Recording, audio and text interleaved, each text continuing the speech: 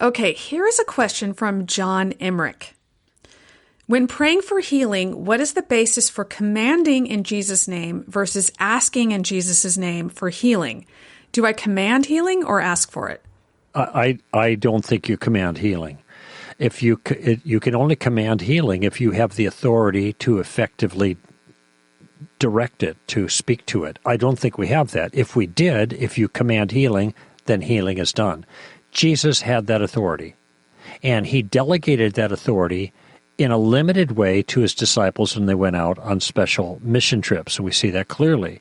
But when Jesus had that authority in himself, everyone that he sought, he healed everyone, and he healed everyone immediately.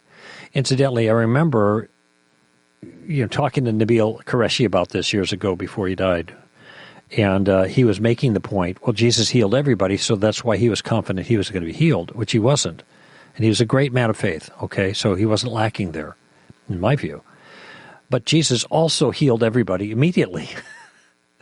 And so that suggests that Jesus' pattern of healing on the earth is not the pattern we're following now.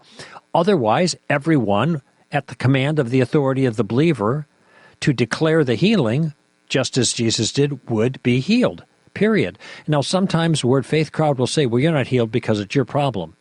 When you look at the occasions when Jesus healed, there were lots of times where it was a person's faith, they're reaching out to him in trust, that was the operative factor for him responding. It was significant, okay? Sometimes they only reach halfway.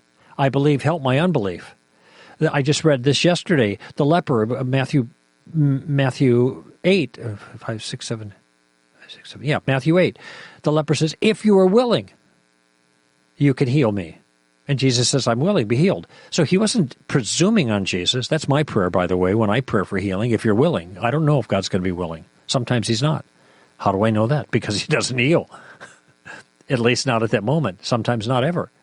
So he's not always willing. But notice how from the other person there were different attitudes. Sometimes it was not the person's faith. It was Jesus simply acting. Later on in the chapter, Jesus goes in. There's Mary. There's Peter's mother. Is it Peter's mother is in there? She's sick. He heals her, and off she goes. There's no reference to her faith, and it's clear that sometimes Jesus is acting in a way to bring healing as a response to great human need. So everything is not dependent on the faith, the strength of the faith of the receiver in order to get healed, such that if you command the disease to go away and it doesn't happen, then it's the diseased person who is at fault. And this is sometimes the maneuver that the Word Faith crowd makes. The power is not in us. We do not have the authority to heal every single disease. Obviously, because there are massive numbers of godly people who are praying for God to work, and God doesn't respond every time. He does sometimes. Why? That depends on whether he's willing. I don't know why. That's up to him. And this is where we leave our trust. We appeal to him in trust to move, and then let Jesus decide on his authority to heal based on what he has done for us, not on our authority. In fact, in that passage I read yesterday, there is a section that says that this is a fulfillment, is by his stripes we are healed, or something to that effect. Our infirmities he bore, I think is the way it puts it. I think there's a reference there to Isaiah 53, which makes a clear point that Isaiah 53 is talking about Jesus, at least in the mind of Matthew, who cites it. So there is healing through the atonement, but there is not healing in the atonement. I hope I got my prepositions right here. The point is, people who believe in healing in the atonement, they want to say, just simply in virtue of the atonement makes healing available to everyone. Boom, boom, it's a done deal, unless you screw up, all right? But on my view, healing is available as a result of the atonement, but not a guarantee.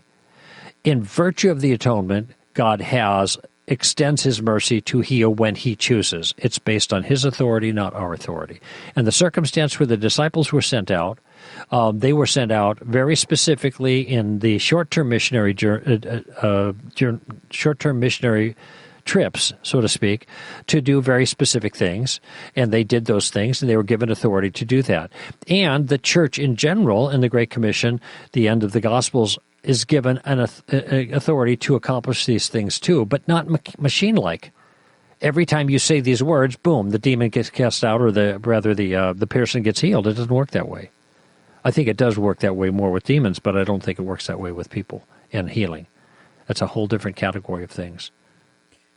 I'm glad you brought that up, Greg, because I was going to say, I think what's behind the people who advocate commanding healing in Jesus' name is what you said, the idea that the atonement has achieved healing for everybody and it's available for us and it's our right. But I agree with you, Greg, that there's no indication in the Bible that we will never suffer and have physical illnesses, and so I agree with you there. Look, Paul was physically sick.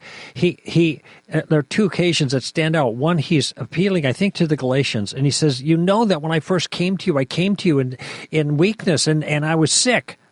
But Paul was sick. And then another time I think he says, and I towards the end of one of his letters he said, "And I left Demas sick in Miletus." There I left Demas sick in Trophimus. Demas is Tropus. Okay, is that the city or the guy? The guy. What was that? Is Tropus? Okay, well, whatever, some guy, all right? And so Demas is the one who went away from the Lord there, having loved maybe I was thinking, well, maybe that's because Paul left him sick in Miletus, but no, it's Tropus. But notice, this is the great Paul, filled with faith, power, and everything. He didn't have automatic power just to heal whoever, because he couldn't help this guy. And so he left him there, and he went on with his journeys, That ought to be instructive to us about how this works. There are also many passages talking about how we are to view suffering, how we're to deal with suffering. And there's a sense in when we're asking, we are submitting to God's will because we do not know what He intends to do in us through our suffering. By commanding, there's a sense of, you owe me perfect health, and I'm not submitting to your will for me in this. I just think the whole attitude I don't think is right. Can I just add one other thing? Sure. It said you mentioned about them not submitting to the will. I think what they would say is, well, we think the will of God is that we be healed, and so we are submitting to the will by making this demand. But what you have done in the counterexamples is to show that they're mistaken in their understanding of what God's will is. It is clear if we are to endure suffering, which is all through the Scriptures, then this is not a blank check for us to get out of jail free, so to speak, and get free of all this if we just say the right words. And that's kind of the word faith approach. It's mechanistic.